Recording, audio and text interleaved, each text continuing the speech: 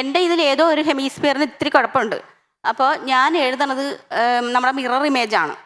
ഓ, ഇവൻ അറബി എഴുതണ പോലെയോ അല്ല? നോ, ഒരിക്കലും അല്ല. അതിന്റെ നമ്മുടെ എഴുതണതിന്റെ ബാക്കിലെ ഇമേജ് ആണ് എഴുതണം.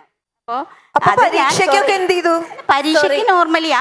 അത് ഞാൻ സൈക്കോളജി പഠിച്ച ആളാണ്. അപ്പൊ എനിക്കറിയാം അതൊരു ചെറിയ ഒരു ഡിസബിലിറ്റി ആണെന്ന് അറിയാം. പക്ഷെ ഞാൻ അതിനെ യൂസ് ചെയ്തു.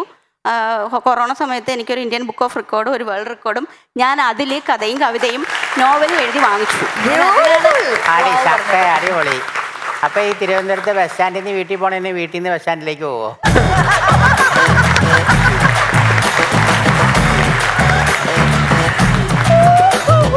അല്ല, ഈ സാധനേ ശരിക്കും ചെറുതായിട്ട് ചില പ്രശ്നമുണ്ട് ചിലർക്ക്. എന്റെ ഇളയ മോനില്ലേ, അവൻ ഇങ്ങനെ കുറെ പറയും. ഇപ്പം എന്റെ വണ്ടിയുടെ നമ്പർ എത്രയാ വെച്ചാൽ അവൻ വലത്ത് നിടത്തോട്ടാ പറയുന്നത്.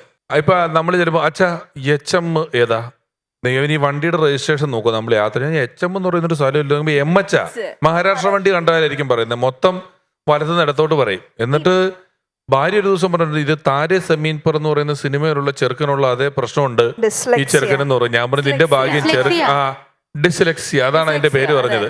ഞാൻ പറഞ്ഞു നിന്റെ ഭാഗ്യം മകൻ അതുകൊണ്ട് അമീർ ഖാൻ കൂടെ ഉണ്ട്, പിന്നെ എന്നാ വേണമെന്ന്. സോറി കേട്ടോ, ഞാൻ എനിക്ക് അറിവില്ലാത്തത് കൊണ്ടാണ്. ഞാൻ വിചാരിച്ചു ഇങ്ങനെ നമുക്ക് പല കഴിവുകളും ഉണ്ടല്ലോ. അപ്പം അറിവില്ലാത്തതിന് സോറി പറയാൻ നിന്നാ നീ അവസാനം ഒന്നിച്ചൊരു കടലാസിൽ എഴുതി തന്നാൽ മതി, അത് അവര് കൊണ്ടുപോകും.